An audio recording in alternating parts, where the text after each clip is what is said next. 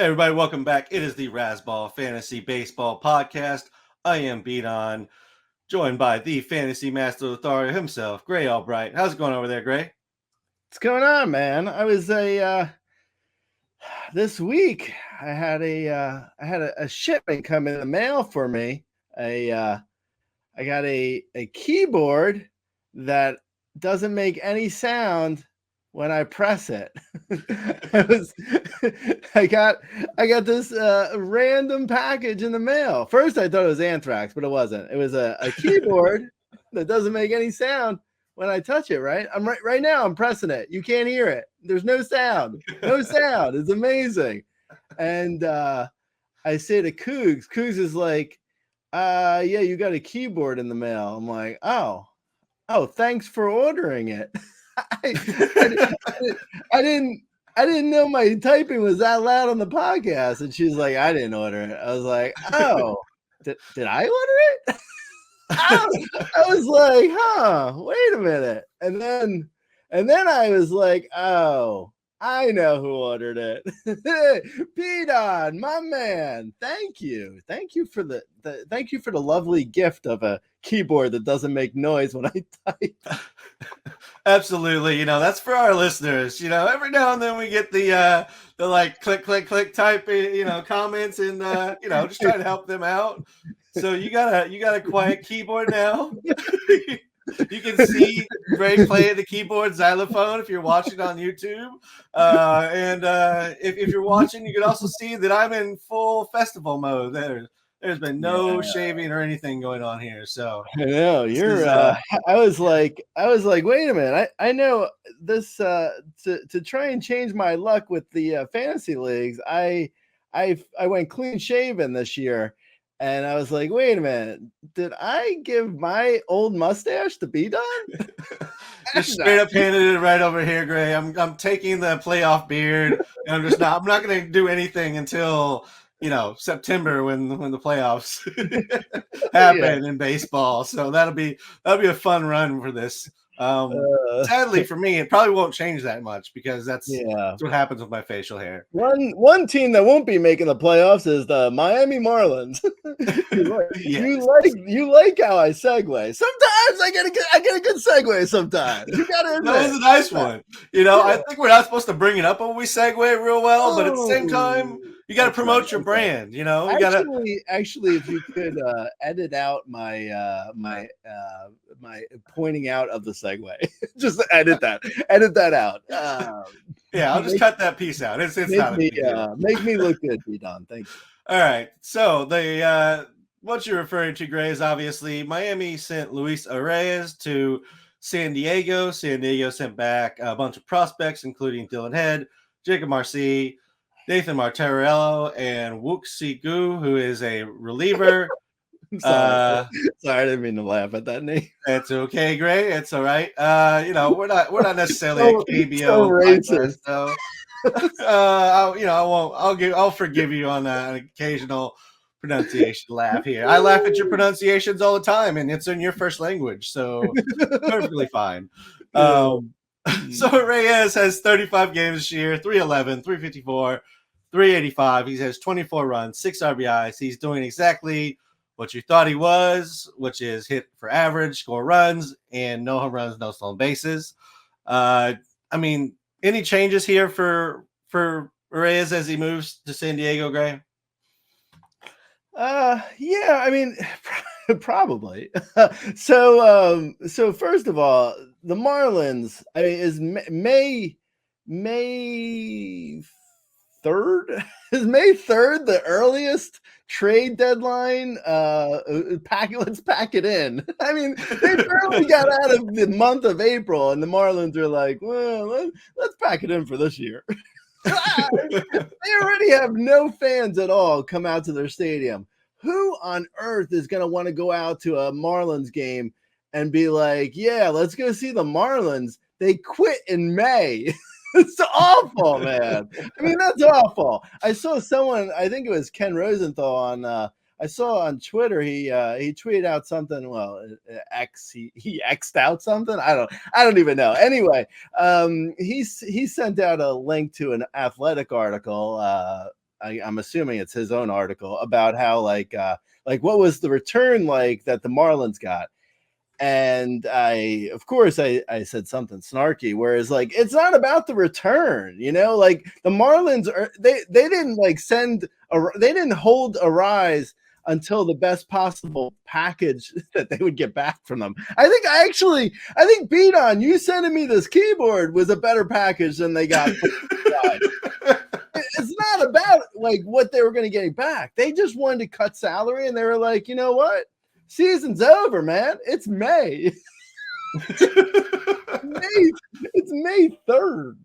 That's awful, man. That's just so bad. Like, honestly, that's just like, I mean, if you're a Marlins fan, and I know, people joke around, are there Marlins fans? Well, I mean, obviously there's some Marlins fans, but if you are, I mean, how discouraging is this? Like, why would you support a team? Didn't they recently get money from the city to build a stadium too? I mean, this is like, it's obnoxiously bad to quit on May 3rd. Anyway, so for fantasy. So Arraez, yeah. So I would say, like you sort of alluded to, he is what he is, but he's going to a better team, obviously. The Padres. The Padres, on the other hand, the Padres are always buyers, and they always think they're contenders, and they never really are. but that's fine. I prefer a team to be buying and trying to contend, even though it's never successful. Anyway, yeah, I mean, it's a better team, so it's better for runs. It's not going to help his power. It's not going to help his speed. I mean, it is. He is one of the most he is what he is type guys. Like, there's not really a ton of improvement that he's going to do going anywhere. I mean, he would even be who he is if he went and played in Coors for 162 games. Like, he's not gaining power anywhere. So, I mean, the lineup is better. It's it's like he'll sit on top of a in front of like, the Machados and the Cronenworth, who is hitting better this year. Tatis. Yeah, definitely it's better for him. Whether he becomes like a 360 hitter because he's suddenly on the Padres. No, I mean, his average is going to be what it is. Like, he's going to be, he's going to be a 330-ish hitter, which is great. Don't get me wrong, but like zero, like you mentioned, like zero power, 0 steals. I actually grabbed him in my Tout Wars team. For the first time, maybe ever, I drafted Arraez, but because it's a on-base percentage league, and I felt like I was low on base percentage, and he's good for that, / average or whatever. So I drafted him. I gotta be honest, he's so boring. he's a really boring guy to have on your team. Like, it's like you get 2 for 4, 1 run, and you're like, yay, I guess. I don't know. Yeah, I mean, this year you're getting what you expect, and it's not negative. So, I mean, I guess that's something. I agree in regards to like just lineup's going to change to be better. Nothing really changes around him. The San Diego's a worse park if that exists from Miami, but luckily the only thing that it's really not worse for is singles, and that was 78% of his hits last year, Grace. So I think he's going to be just fine. Yeah, totally. Also, then I guess going on to the Marlins, that mess. So Brujan, right? So Brujan is now going to should be playing at least. I mean, I would think, I was going to say, Brujan's going to be playing every day, and he's a strong pickup or whatever. I said that, I think, actually in the roundup, the Sunday roundup for Monday. I think I said something about Brujan being like an everyday player, blah, blah, blah. And then I edited it a little bit because I think he sat out on Sunday, so he didn't even play on Sunday. Why he didn't play, I don't really know. I don't know what they're doing. They have no team, really. Like that's not even an exaggeration. The Marlins are so bad that like Tim Anderson actually looks like a bright spot in their lineup. And he's terrible. Like, don't get me wrong. I think someone was saying that like they're going to be trading other pieces. I don't know if it was Mish. Someone was saying it, but anyway, I actually, now that they got rid of Arraez, in May, I would not be surprised to see Tanner Scott like as the next guy out the door. And if he does, there's no team on earth that would use him as a closer. He's not. He's going to lose all value if he gets traded. And he's probably going to get traded. So, I'd be careful with your Tanner Scott shares. I think you're probably going to end up losing most or all of his value. And the Marlins don't really have a backup closer in there. I would assume Bender would probably get the first look if Scott went, but Bender hasn't been great, and he hasn't necessarily been Scott's setup man. So, I don't know. I don't even know. And that's like the White Sox with Kopech. I don't even know if you really want those saves. Like, do you want the one save every, 2.5 weeks? I guess if you're really desperate, but you would have to be pretty desperate. Anyway, going back to Brujan, if he does play, he's got good speed, probably 40-ish type steal speed over the course of 162. He actually makes really good contact. He's got right now he's got like an 8% strikeout rate, which is just insanely good.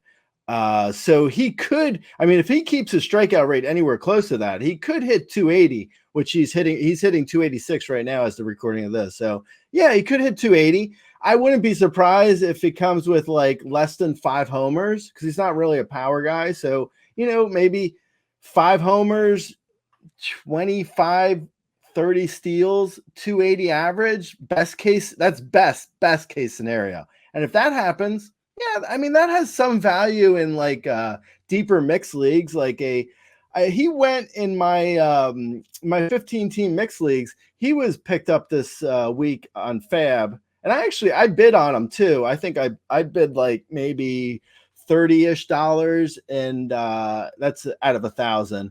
And he went for, I want to say, in the 50s to 60s area. So if you're at $100 Fab, that's like $5 or $6. That's 15-team mixed league. In a 12-team mixed league, obviously he's just like he's a dollar flyer. And then in NL only, he's a huge uptick for him in NL only. Brujan, that is. So yeah, I like the flyer on Brujan, but I don't know. Until like if they get rid of Josh Bell, and Brujan moves up to like leadoff, like every day ish. I don't know. They have Jazz Chisholm hitting leadoff right now. Maybe if Brujan moves up to like the 2 hole and Cruz moves to 3 and Bell's gone, that helps. So then maybe Brujan is more interesting in like a 12-team mixed league and shallower. But right now, like I said, 12-team mixed league, it's a little too shallow for Brujan right now. But I would watch him and see he could potentially get on those radars and shallower league radars, because at one point he was a top prospect where people thought he had, really good speed, some power, and then a really good average. And, the average has always been there. Like in major leagues, he's hitting 325 in his career.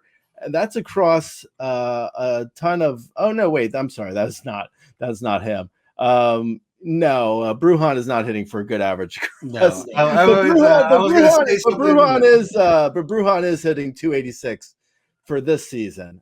In his career, he hasn't had as good of contact, but maybe at one point people did think he was going to be a solid like hit tool guy. Like they thought he had like a a 70 hit tool at one point. So it could happen. I mean, Brujan isn't a totally obscene, stupid flyer for deeper mixed leagues right now. No, not at all. I mean, he's had a career season or seasons in the minors where he stole 44 bases. He always had good K rates in the minors. So like, that was always the thing. Like, he had the good K rates in the minors, then he'd come up the majors and just strike out all the time. So far this season, he's only at 8% K rate, and he's actually at a 10% walk rate. So if he can maintain that kind of plate discipline, then that might actually transfer and actually be the trigger to make Brujan like a real fantasy asset that we've been waiting for him to kind of become. The speed's legit. It just needs to get the playing time, and like you mentioned, there's no reason with the Marlins that he shouldn't. Like, who on their team can't be traded, Gray? Is there really anybody other than maybe a couple of pitchers? No, I wouldn't think so. I mean, I personally, I wouldn't trade Cruz and some of their arms because I think they're actually good. But like Jazz, I would trade Jazz. Jazz Chisholm, to me, it feels like a guy who just, I mean, maybe a trade would actually help him because he feels totally like disconnected from the team. Like it doesn't feel like he really is like, because the team isn't playing good.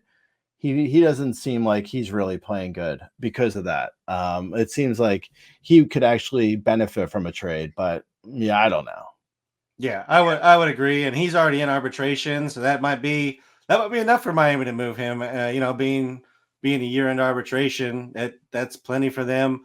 If you had to, if I made you place a bet, would you take Miami, the White Sox, or the Rockies to win the most games this year? No, it's kind of crazy that there's like, and you didn't even mention the A's, and it's crazy that the A's aren't in that conversation. there's a lot of bad teams this year. Yeah, which is good for when you're streaming. I would take probably for most wins, I'd take the Marlins out of them because I think their pitching is probably the best, and then I would probably say the White Sox. No, actually, I'd go the Marlins, then the Rockies, then the White Sox. From best to worst, but I understand if you fast forward and you just landed on that ranking, you might think I was saying the worst of the best. All right, great. Let's move on to some call-ups here. Kyle Manzardo, he got called up for the Guardians. He was number 2 on his preseason prospect ranking list. AAA last year across 94 games for Tampa Bay and Cleveland. He hit 17 home runs combined. He had 238 in Tampa Bay, 256 in Cleveland, sat in the 16 to 20% K rate and a 13% walk rate.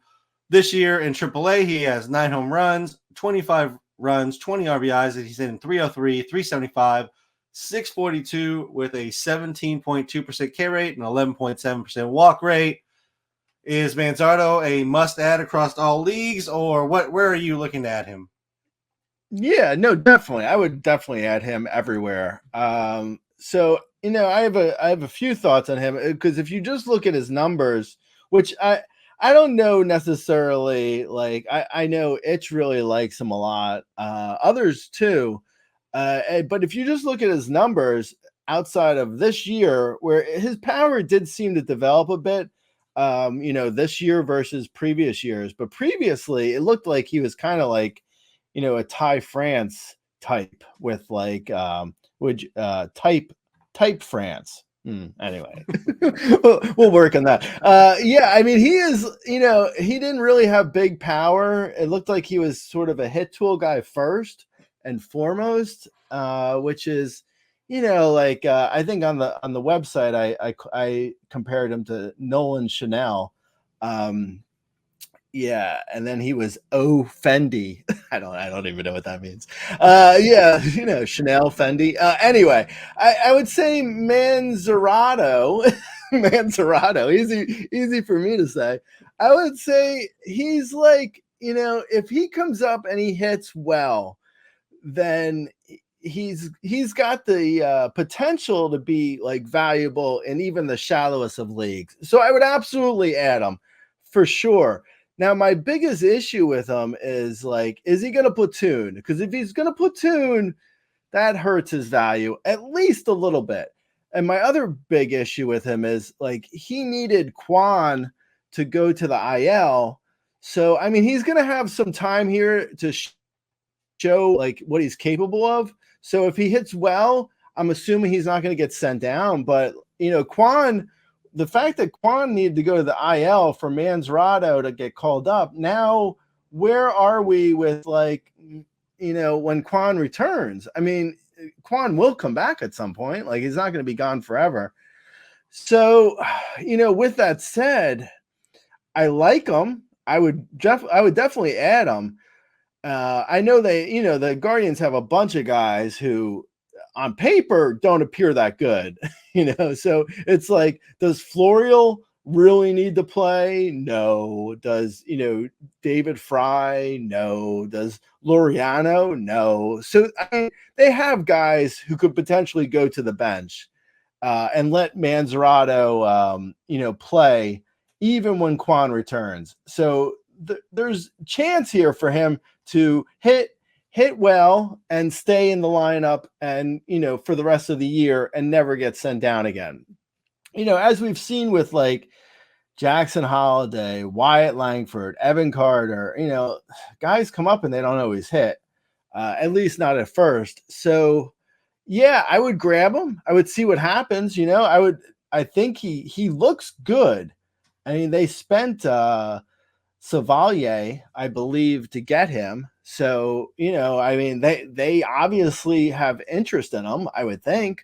So, yeah, I mean, I would grab him. And I think best case scenario, he looks to me like Nolan Chanel. I don't see much more than that, but maybe I'm missing like how big his upside is on power. So what I'm thinking best case scenario is like 20 homers, no speed, 280 plus average, which is good. It's totally, rosterable in every league. Like, don't get me wrong, but I don't see a ton more than that. Yeah, I might give him a little bit more on the power side and maybe even a little less on the average, just moving up and just kind of taking a little bit of a bump to the average. But yeah, I mean, I think he's a good person to pick up. I mean, there's no reason he can't fit in that lineup. The Guardians have gotten off to a great start. They're leading the division. So I think that kind of forces their hand a little bit here as well. Just maybe give the fans a little something here and let him, show what he can do. And if he hits, I think there's plenty of spots he can fit in. Moving over to Milwaukee, where Tyler Black was called up. He is number 3 on the Itches preseason rank for the Brewers. Double-A last year, he had 14 home runs and 47 stolen bases while hitting .273. Triple-A last year, he had 4 home runs, 8 stolen bases, and hit .310. And then in Triple-A this year, he has 5 home runs, 3 stolen bases, and is hitting .303. He's a low K rate, high walk rate guy, at least in the minors. Can I interest you in some Tyler Black, Gray? Yeah, actually, I like Tyler Black probably more than Manzardo, just because like Tyler Black's coming with speed. So, speed converts easier across from the minors to the majors. It converts easier. So I would say Tyler Black, if Tyler Black can do like, a handful of power and steal 30 bags with, a passable average, like say 250, that plays in just about any league. So for me, Tyler Black is like, he was the big call up. If I was going to, outside of like we're out for the bats, at least we haven't talked about the arms yet, but for the bats, I'll say, I like Tyler Black the most out of these other guys. Again, like he came up last week. And right now, as we record this, he has a 35% strikeout rate. Now, granted, that is just it's just in a handful of games, but it shows you like just because a guy has a 13% strikeout rate in the minors, it doesn't mean it's going to necessarily translate at least immediately. So I like Tyler Black a lot. I have him in I grabbed him in a couple leagues. I think I have him in our RCL league. So, that's a 12-team mixed league. So Tyler Black for me is like a guy who I would grab in any league if you needed speed. I think Tyler Black over Manzardo, but that is just because of the speed versus the power and hit tool. If Manzardo comes up and he starts slugging and he's hitting well, I'm fine to be wrong on that. I think Tyler Black just has an easier path right now. Like, he was hitting third, I think, this weekend. The Brewers lineup is, it has room for Tyler Black. Absolutely. Like, there's no question about it that Tyler Black could potentially play for the rest of the year, even when Yelich returns.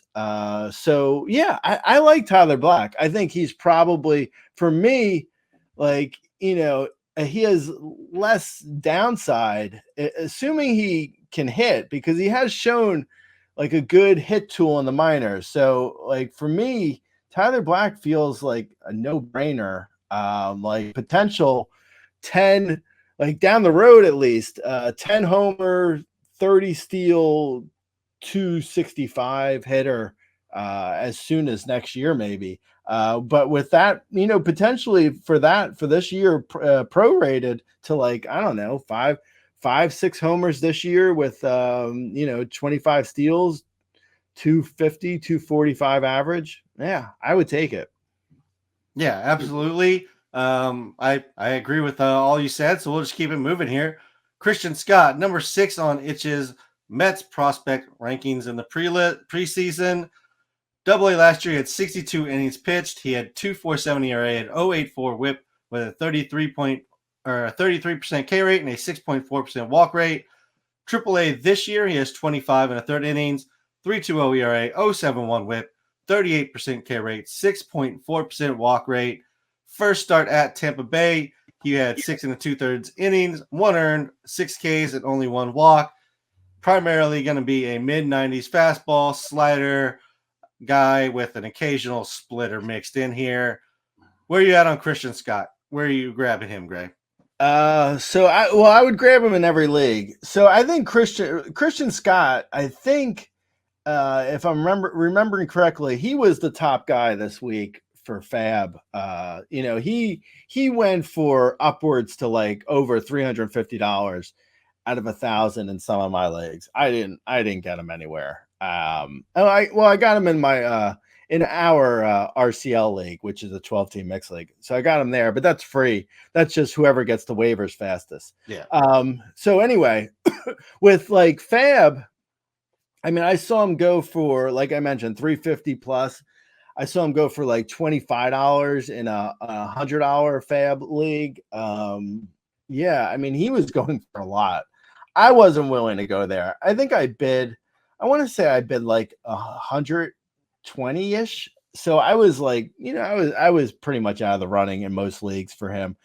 He looks as good as it's probably like, I think I said this on the site, but it's like Jared Jones, Christian Scott, Paul Skeens, and then just like mix them up and, pull one out of the hat. And that's sort of where you're at with like the top rookie pitchers this year. I guess maybe, Jared Jones probably has an inside track just because he's already done it for a month, but Christian Scott can easily be as good as Jared Jones. And Paul Skeens, when he gets called up, I would assume he's going to be the best one. But again, things happen, so who knows with that? But I would guess it would be, at the end of the day, it's probably going to be Paul Skeens, Jared Jones, then Christian Scott. But that's good company. I mean, Christian Scott looked good. I watched his entire start. He was not like, it wasn't like, the best of hitting teams, but it wasn't bad. I mean, he looked good, like punching out like guys with 95-mile-per-hour fastball, 85-mile-per-hour slider. Yeah, I mean, I think he's probably you're looking at a guy who's probably going to be like a number 2 to 3, probably 3. Yeah, let's say a fantasy number 3 this year, which is great. I don't know how much innings he's going to be able to throw, but maybe 100. Yeah. I mean, I guess on that list, I guess we should mention Shota and Yoshi. Just somebody out there is yeah. There's a semantics with the guys who are coming over from overseas. The semantics that they are still considered rookies. Yamamoto and Shota, definitely above those guys. But I mean, guys coming up from like the minor leagues. From the minor leagues, like a normal American prospect would be, absolutely. Christian Scott looked great in the from what I saw.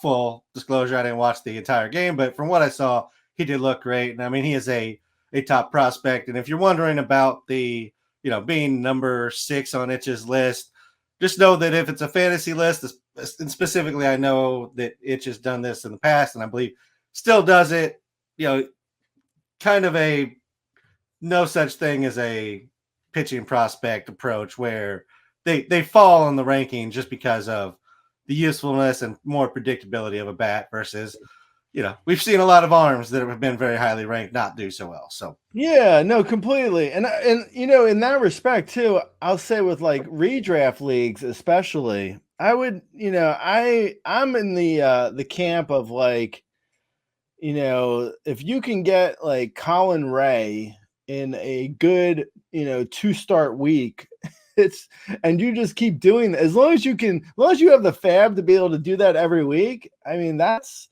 to me, that trumps the the alternative of just trying to get like, the $200 guy off of waivers. Like, like the people who, Christian Scott looks great, but like, Christian Scott or going for a 2-starter every week and spending like, $3 out of 1,000, like it's to me, it just makes more sense. Like, I'm not saying like Alex Wood is good, but he has a 2-start week this week, and it's like, we'll see what happens. Like a 2-start weeks go a long way for like, like guys throwing 12 to 14 innings and getting 9 to 11 Ks in 2 starts, especially this is a weekly league, by the way. Obviously, I'm talking about weekly leagues, but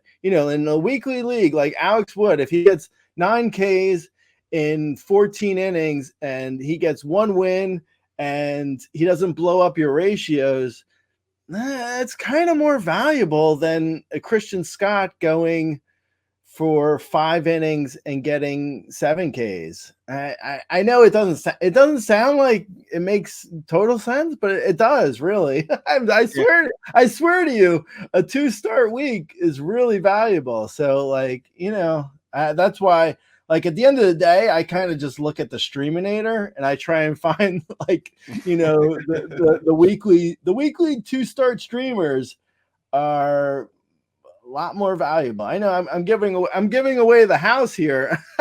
I guess that's my job though, to tell people good advice. But it's like I look at my like my teams with Fab, and like every week people are letting me get these like $12 starters, $12 out of 1,000.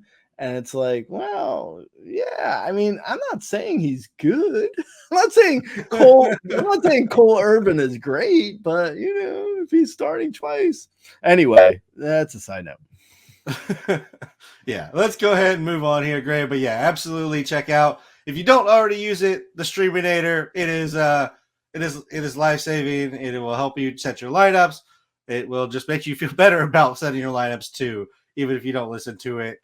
Bryan Ramos, Double-A last year, had 77 games, hit 14 home runs, four stolen bases, 271 with a 22% K rate and 11% walk rate. Double-A this year, 24 games, 2 home runs, 2 stolen bases, 9 runs, 11 RBIs, hit 182, 265, 307, 28.6% K rate, 7% walk rate. It's not been a great start to the year for him, so it's kind of coming out of nowhere. But what do you feel about Mason Black or Bryan Ramos? Sorry. Yeah, so Bryan Ramos, to me, it looks like he is not ready to be in the major leagues. but I guess you could say that about a lot of the White Sox players, right?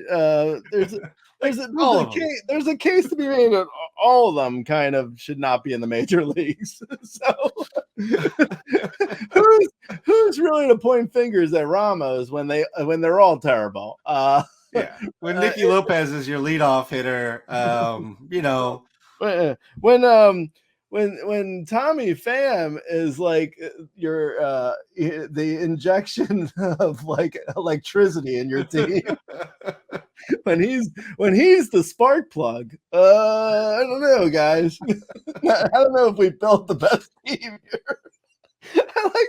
I like to have. We should get Chris Getz on the podcast. Hey, yeah, Mr. Getz. Yeah, White Sox GM. Hey, what's going on? So, I got a question for you. Do you think you built a good team? Because they're not good. I was asking. The thought process. Exactly. Yeah, I mean, this might sound rhetorical, but no, I'm really curious. Do you think this is good? Do you think that there's LeBron James of baseball in the draft next year? Yeah. So Bryan Ramos, like I said, he does not appear ready to be in the majors. I mean, he was hitting 182 in Double-A this year. So yeah, I would avoid that if I could. I would not go near that. Outside of like, I guess an AL only team, you do what you got to do. For AL only, it looks like he has, a little bit of power, a little bit of speed, and unlikely to get on base. So yeah, that's who he is. Yeah. Let's go ahead and talk about Mason Black real quick. Snell heading to the IL. He's going to get his opportunity. Number 6 on the Itches preseason list for the Giants. Fastball slider mix. From the write-up, basically it sounds like needs to control the stuff. Typically sits around 8% walk rate, which isn't terrible, especially for a high K guy. But there's the walk rate, and there's also actual command, which is where he might struggle a little bit here. But where are you on Mason Black, Greg? So Mason Black, I think, was before Blake Snell signed, he was ticketed to be the Giants' number 5 guy in the rotation, and there was a little bit of buzz in March that it looked like he was going to break camp, and people were getting excited about him. But obviously that didn't happen. So he looks like he's got, like you mentioned already, like if he can command his pitches, I'm interested. Giants, they play in a good park for pitchers. He's not going to have a ton of chances for wins because the Giants are terrible. I don't know what happened with that team. I guess they're so anyway, Mason Black, he looks like decent fastball, decent stuff, decent command. Kind of like, decent is the word of the day for Mason Black. Like he is, he looks like a possible number 5 to 6 starter. Like, even though he's young, I would look at him like, like the Jose Quintanas of the fantasy world. Like, Mason Black doesn't look like he's going to be, like this really like breakout star, but he could be usable in the right matchups. He looks like probably a streamer in shallower mixed leagues, like 12-team mixed and shallower. I would say streamer. In a 15-team mixed league, I would definitely grab him, but he's likely going to be about matchups. And once Blake Snell returns, I would assume he's going to get bumped out of the rotation. But, between now and then, someone else could get injured. So if he pitches well, he could stay in the rotation. So, yeah, I mean, I would grab him in a deeper league. I think at this point, it's like wait and see in shallower leagues. Yeah, I agree. I don't think he's a 10-team ad. If you want to stream him in a 12-teamer, potentially in the right matchup, for now, that's okay. But I think we're probably looking at 15-team and then only leagues for the Mason Black ads. Wenceel Perez, let's move over to some guys who have been performing great. He did miss Sunday with an illness, but the Tigers outfielder in 18 games this year has 3 home runs, 2 stolen bases, 9 runs, 8 RBIs. He's hitting 302, 383, and 566. Is this something that we should be paying attention to, or are we just going to enjoy the Wenceel while we can? Wenceel Perez. We'll be honest. He's probably the first guy to make it to the 3-hole in a lineup from someone who I did not have any idea who he was, as of a week ago. I mean, he's really got on people's radars fast because it was Wenceel Perez. What? No, that's ridiculous. And now he's the Tigers' best hitter. Oh, okay. I guess I gotta look more. So yeah, I mean, he walks a ton, almost 12% walk rate, and it's only in 60 plate appearances, but still, great contact, solid contact, hitting over 300 right now. It's with a little bit of a high BABIP, but for him, I mean, he's a fast guy. He could potentially steal 35 plus bags. So for a guy with his kind of speed, his 350 BABIP maybe not that high for him. Maybe he's like a 330 BABIP guy. So still, that's that only drops him to maybe a 270 hitter if he keeps the contact as it is, which it looks like he could because his minor league track record looks very similar. So I don't know where this is going to go really, but right now I'm way more interested in Wenceel Perez than I thought I would be a week ago when I didn't know who he was. he's got I don't think he's got any power, even though he has 3 homers, but he does have a ton of speed. So at worst case scenario, you have a guy who's probably going to get I don't know, maybe steals and average and the occasional homer. But if he's grown into more power as he's in the minors, if he's grown into more power since his minor league days, then yeah, I mean, Wenceel, do it up, man. I mean, I say go for it. You know what I'm saying? That's me talking directly into your ear, podcast listener.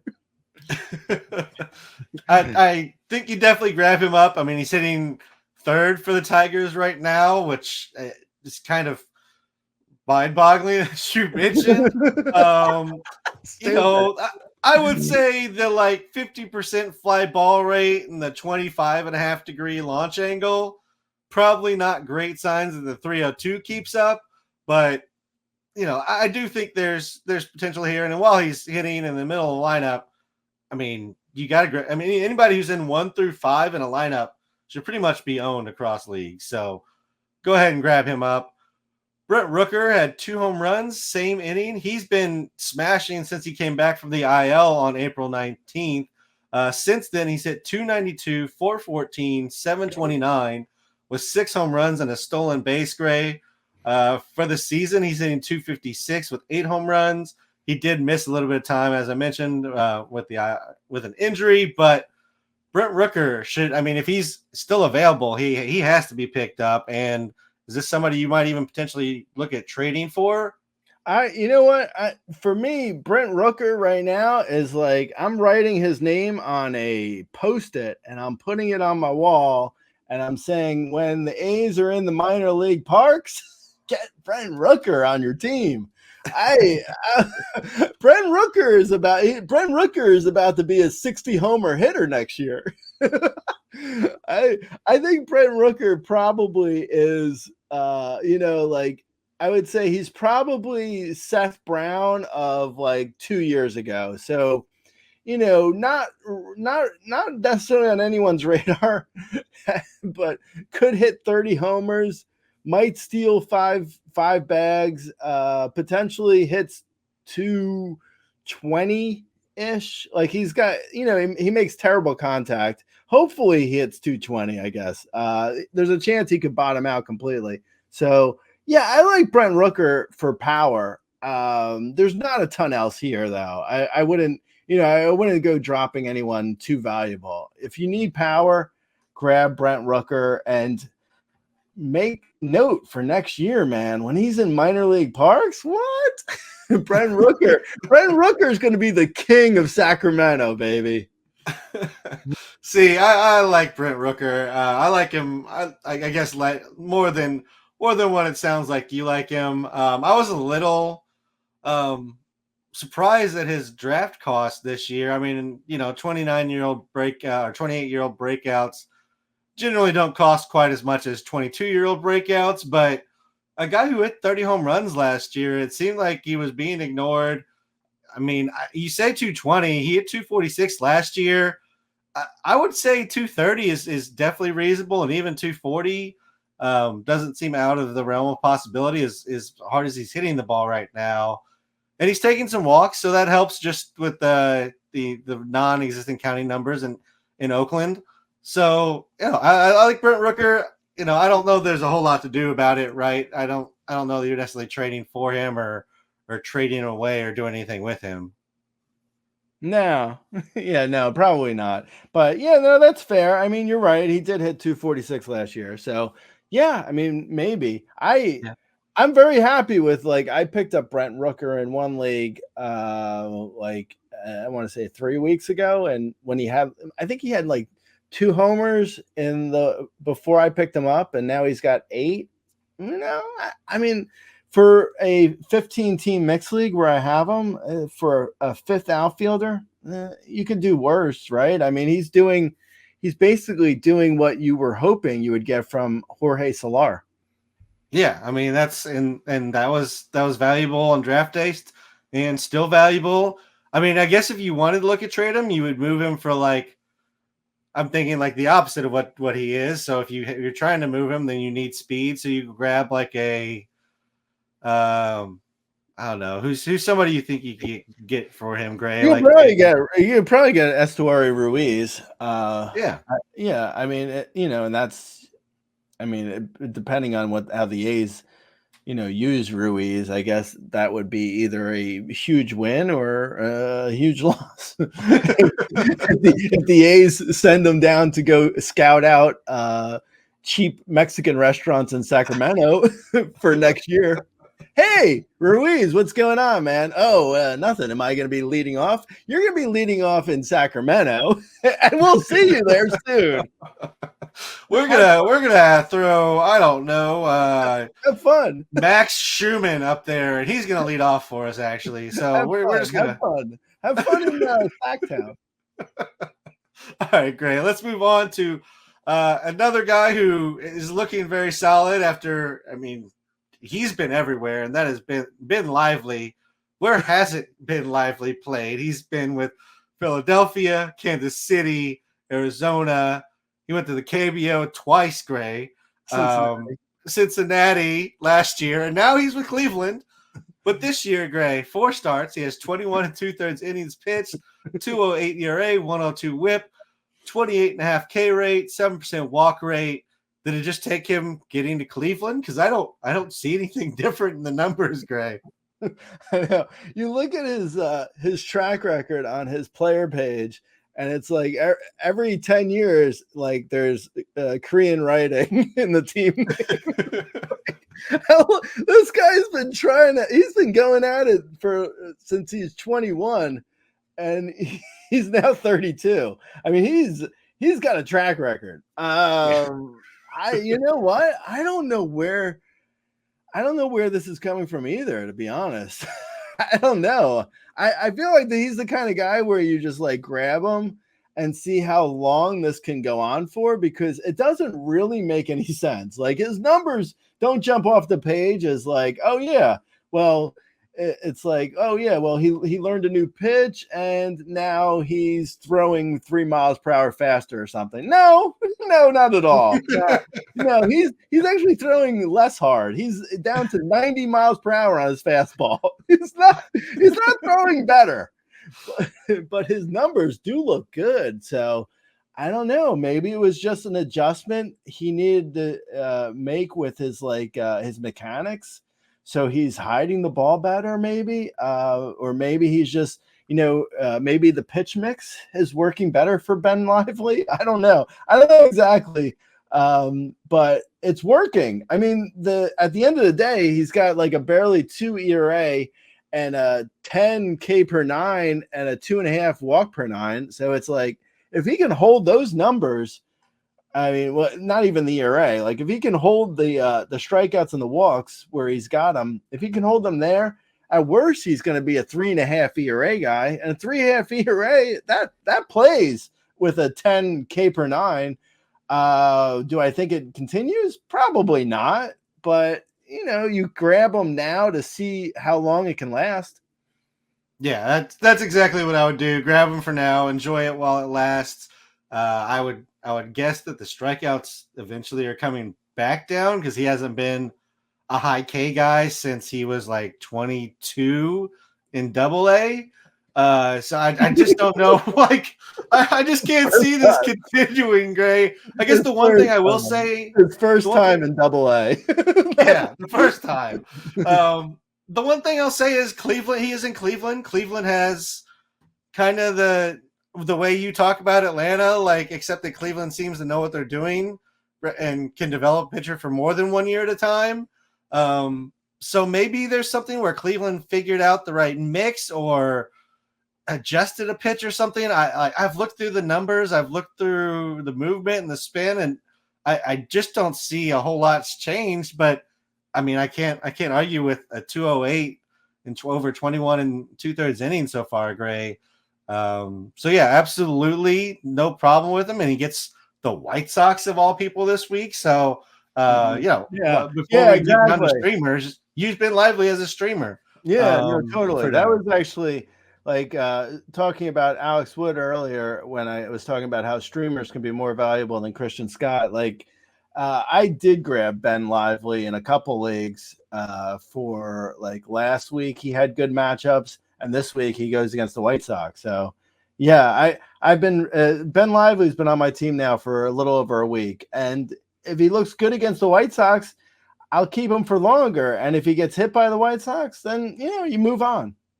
It's almost like he pitches in a division that no team wanted to win, Gray. It's almost seems like what's going on here. It pitches in a division where one of our top 3-hole hitters is Wenceel Perez.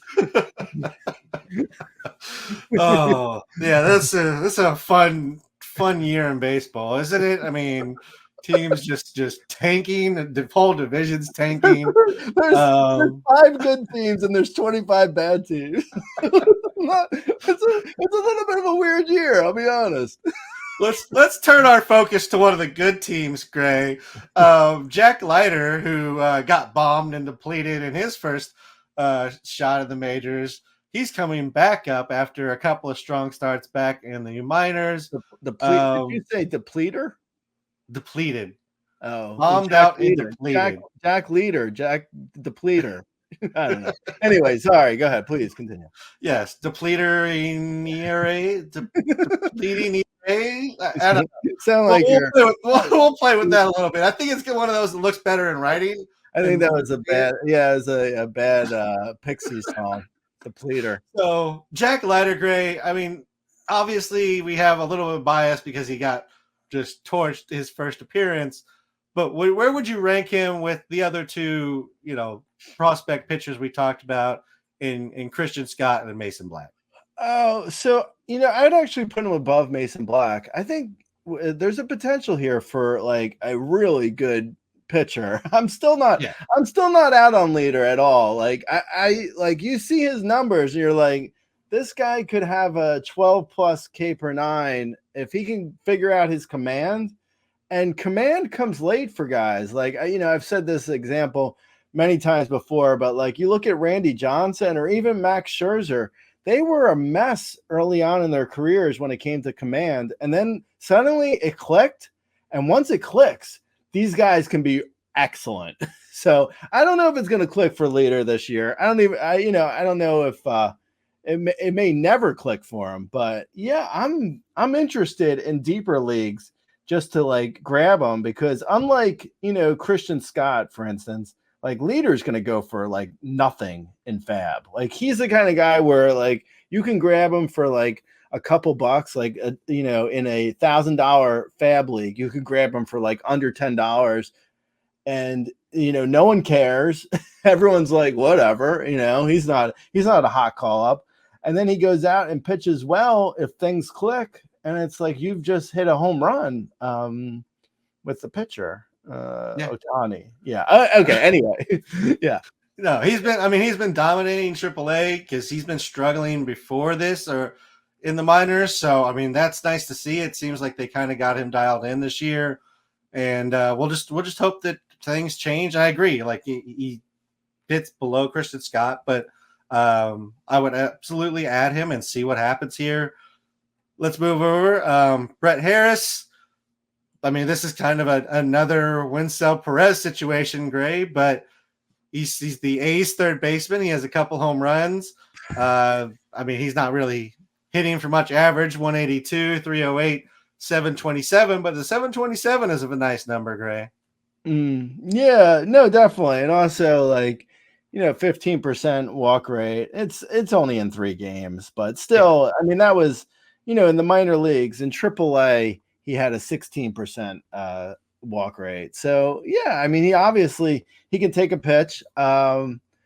I don't, I wouldn't spend much of anything to acquire him, but if he's out there on waivers, I mean, you probably don't have to spend much. It's just like he's basically a free flyer.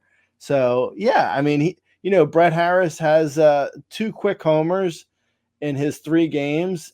He's got a little bit of, he doesn't seem like he has a ton of power or speed. So I don't know. I don't know really if you're going to get anything other than like maybe a hot potato at the most, but it could be worth a flyer in a deeper league. That's Brett Harris of the Oakland A's. Someone who I just learned about. When we have to read it out again at the end, it's usually not a great sign, Gray. He has 2 hits. They're both home runs. I mean, that's pretty nice. Yeah, I also don't like. I didn't pay attention to the box score in the 20-run game when the A's scored 20 runs on Saturday. I didn't pay attention to the box score. So I mean, he could have hit those homers off of position player pitching potentially. I don't know. Like people can correct us in the comments, but I'm not sure who he homered off of. Yeah, but in general, don't really worry about picking up Brett Harris. I think he's the 9 hitter for the A's. I feel like that tells you enough in and of itself. Let's move over to the bullpens, Gray. Evan Phillips is injured. That really sucks. Who is it that you're interested in La La Land for save? So I was thinking Daniel Hudson immediately. Like that was my first thought, and he's been good so far this year. Looks as good as he's looked. And he's looked good before. Like he's had a good career. Probably one of the better middle relievers who never really had any real strong run as a closer for a 37-year-old. I mean, he's had a solid career. He looks good this year. I don't know, like the other guy. So Daniel Hudson was my first thought. Then there's Joe Kelly, who he's terrible. I'm pretty sure. I don't know why the Dodgers love him so much. I don't either. I think that he might have like blackmail on like Dave Roberts or something. Like maybe does he have naked pictures of someone there? I don't know. Maybe. I don't know what the attraction is to Joe Kelly with the Dodgers, but they seem to use him a lot and in high leverage situations too. Like not just randomly in like the 5th inning. Like they've used him a lot in the 8th inning, setting up Evan Phillips. So, Joe Kelly, I guess, could get some saves. He's also, the Dodgers have a bunch of older middle relievers. I didn't realize how old their middle relievers are until I look at them now. Blake Treinen, he's 30. They're all like 35 or 36 or 37. Anyway, it's irrelevant, I guess. But Treinen is another guy. He's looked good too. And he's been there a while, and he's gotten saves for the Dodgers in the past under Dave Roberts's management. So yeah, he could go to Treinen. He might go to Hudson, Kelly, and Treinen, like a combination of all three. So it may not even be, one guy. It could be a combo, which, I guess. And Evan Phillips, supposedly his hamstring injury is really minor. So this is a long way of me saying that I don't know if any of these guys are really worth it in most leagues. Like if you really are desperate for saves, grab one of them. I would go Hudson first, Treinen second. I wouldn't even go near Joe Kelly. I wouldn't do it. I agree. Unless you play in a FIP league or an ex-FIP league, I wouldn't touch Joe Kelly. Maybe that's what the Dodgers see. They're just like, look, the FIP says one of these years he's going to be a 2 ERA guy. So we just got to keep running him out there. And one of these years he'll be a 2 ERA guy again. Yeah. Speaking of former 2 ERA guys, Josh Hader has not been a 2 ERA guy. Guy Gray. And he's blown another save. Is it time to maybe pick up Ryan Presley for the incoming Josh Hader IL stint that is phantom?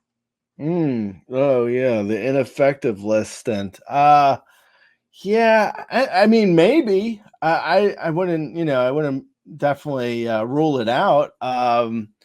But speaking of guys who have actually like their xFIPs look good.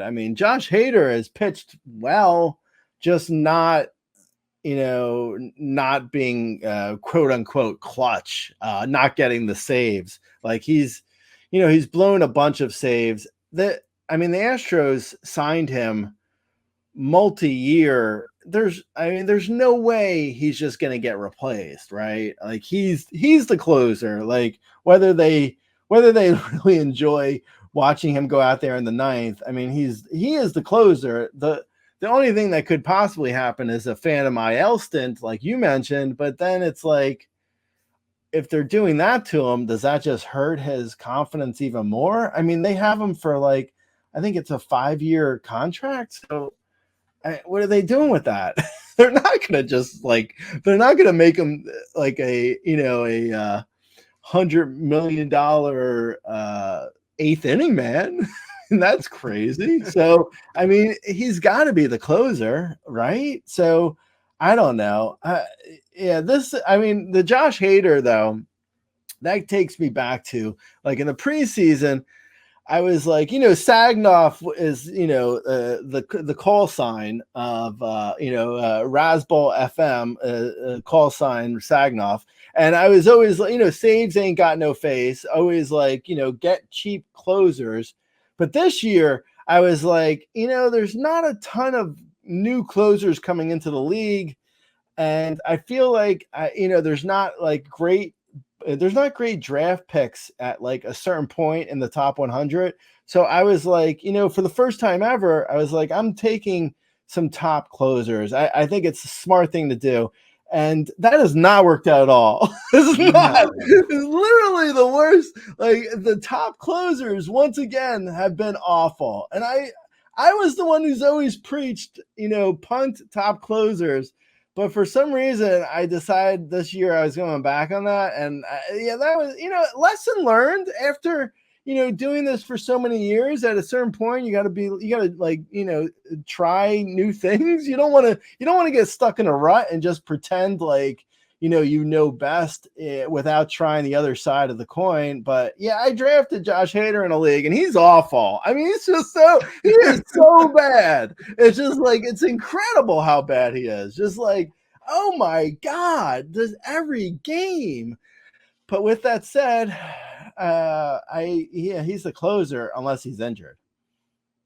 Yeah. I think there may be the phantom IL stint, but yeah, I would agree. They're not going to move him out this early, especially even though Presley's been fine. I just Hader's just not been great, and we'll wait and see. I mean, nothing in the numbers really stands out. It's not like he's throwing 85 miles an hour all of a sudden or anything. So just give him some time to adjust. It definitely. And it's a new team, new park, and a new leagues. And I don't feel like that's given enough credit when we talk about things when you go in, when you've played NL your entire life and those people and the bats, and then you go to AL and you have to learn all that again. I know there's scouting reports, but a scouting report versus facing guys is a little different. Yeah. Yeah, no, that's fair. James MacArthur, blown save. Are you interested in grabbing up John Scriber or anybody else in that bullpen? No. If I was looking at bullpens that potentially could change, I think I would look at what's going on with Detroit. Foley has struggled a bit, and Alex Lang, who for some reason got replaced just randomly, right? As soon as the season broke, it was like Lang's out, Foley's in, let's go. But Lang has been great ever since, and Foley has really struggled recently. So I know you didn't ask me about the Tigers, but I don't think anything's going on with the Royals as of right now. At least I think the Tigers could be going through a potential change. I'm also, because this keyboard is so silent, I'm just, the whole podcast, I'm typing the quick brown fox jumps over the lazy dog, just like nonstop, just like boom, boom, boom, boom, boom, boom, and no one can hear it. Anyway, over in Philly, Gray, are we finally out of a committee? Is it Jose Alvarado, or are we still going to just, because it's also Philly. Every time we think we figured out their closer. Philly's bullpen has been a mess for like 7 years since I want to say since Brad Lidge. Lidge is, I think, on the Hall of Fame. Right. Yeah, Lidge is already on the Hall of Fame ballot, and the bullpen's still a mess there. Alvarado, yeah, I mean, I guess he's the I mean, he appears to be the closer, no doubt. But also, Hoffman's been much better. So yeah. I don't know why they wouldn't just use Hoffman, but they have been using Alvarado. And Alvarado has probably been the least good guy in that bullpen. At least in the back end, that is. But yeah, I guess it's Alvarado. Yeah, you know what it is, Gray? He just hasn't blown one yet. Every other closer, including Hoffman's blown two. They've tried to give it to him. He's only good when he's not closing, and Alvarado's only good when he is closing. So yeah, that's actually true. The quick brown fox jumps over the lazy. All right, great. While you're practicing your typing, it's so quiet. So okay, so what, waivers? Is that what you want? Okay. Waiver wire guys. Waiver. Okay, so Jose Abreu got sent down, and I say, Nito, check your libido, go to the waivers to get Joey Lopervito. Hasn't worked out completely that way, but John Singleton's been really good. I don't know. I don't think that's going to last, but John Singleton has been really good since Jose Abreu went down. It was like Abreu went down. Loperfido came up and Singleton became good. But that probably won't last, but he has been anyway. So anyway, everyone on the A's has been good because, according to the 7-day player rater, because they scored 20 runs against the Marlins on Saturday. But JJ Bleday, he was good, I think, even a little bit before that. We mentioned earlier Brent Rooker.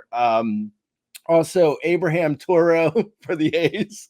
I mean, just really terrible names. Wenceel Perez, we mentioned him earlier. He's been good. Tyler Nevin, Phil Nevin, Tyler Nevin. He's every A's hitter has been good. I'm going to move on from the A's now. Okay. So who else? Let's see. Dane Myers, the Marlins. Actually, everyone who played in the Marlins A's game, I'm going to move on from all those. So Patrick Wisdom, the Cubs, third baseman, DH. He had a good weekend. He could potentially be getting hot. It looks like he is in the lead for the DH job, which, I don't know how long that's going to last, especially with Bellinger probably around the corner. Leody Taveras Leody Taveras has been hot. Matt Vierling, Johnny DeLuca, Rays outfielder, has a little bit of power, a little bit of speed. He's been hot as well. And then Ryan McKenna, Orioles outfielder, he's been hot as well. And Brett Harris. No more A's. That's it. No more A's. Yeah, there's a bunch of names. Go ahead. You got any streamers, Bino? Luis Heel gets to go to at Tampa Bay, Andrew Heaney at Oakland, Logan Allen at the White Sox, Tristan McKenzie at the White Sox. We'll just take all the Cleveland guys at the White Sox. We'll even throw Ben Lively in there since we talked about him. Just, throw all your Guardians at the White Sox. Logan Allen actually is a 2-star. He gets White Sox and then versus Detroit at home. So that's a really nice 2-step there. Tanner Hawk, I believe, gets Tampa Bay at home. That should be solid. Casey Mize gets Miami. Emerson Hancock versus Oakland. And if you're going a little bit deeper, I'm going to throw out a Spencer Arrighetti versus Oakland start, Gray, and hope that's not too bad. Yeah, it's pretty good. All right, Gray. So there's some streamers. There's some waiver wires. If you have any specific questions, come find us on Twitter. I am at RazBeaton. Gray runs the @Razzball account. Comment on youtube.com/Razzball Fantasy. Like, subscribe, comment wherever you watch us, listen to us, whatever that is. Gray, until next week, good luck, and I'll talk to you later, bud. Late. Quick, Brandon.